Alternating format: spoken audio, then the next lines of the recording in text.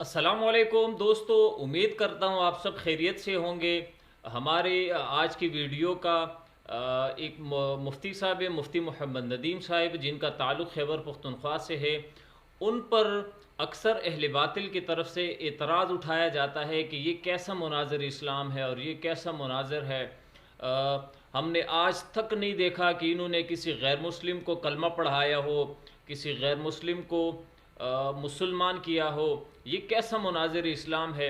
तो आज इस वीडियो में अहले बातिल का जो एतराज़ है उसका हम जवाब देंगे और वीडियो में दिखाएंगे सबूत के साथ कि मुफ्ती साहब के हाथों कितने गैर मुस्लिमों ने कलमा पढ़ा है और कब पढ़ा है और किस जगह पढ़ा है। बाकायदा तौर पर वीडियो में सबूत आपके सामने रखेंगे।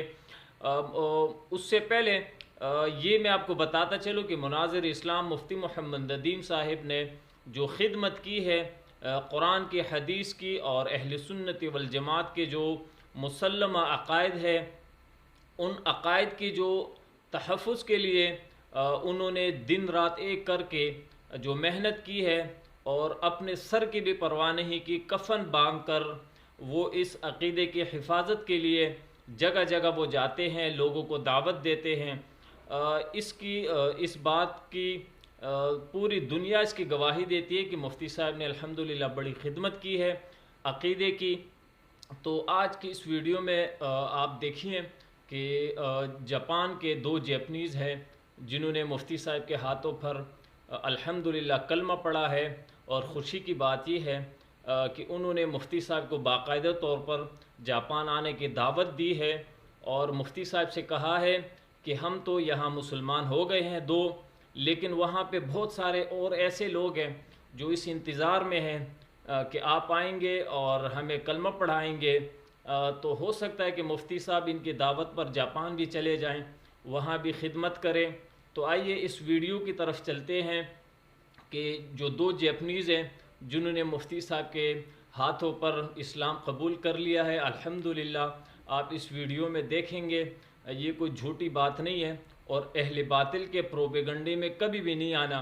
मुनाज़िर इस्लाम मुफ्ती मोहम्मद नदीम साहिब ने खिदमत की है और आगे भी इस खिदमत को वो जारी रखेंगे।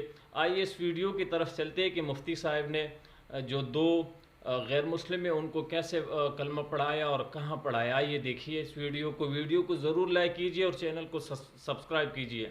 मौत के बाद एक ऐसे न ख़त्म होने वाली ज़िंदगी शुरू हो जाती है जिसके लिए शुरू इब्तिदा है लेकिन उसके लिए खातिमा नहीं है। हम चाहते हैं कि आपकी वो ज़िंदगी खुशी वाला हो जाए, अमन वाला हो जाए और आप वहाँ की कामयाबी भी हासिल करें।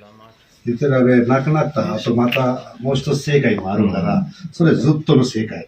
さあ、それであなたたちすごいいい人たちだから、最後もなってから天国行くと最後の正解も綺麗になればお願いしますって言ってます。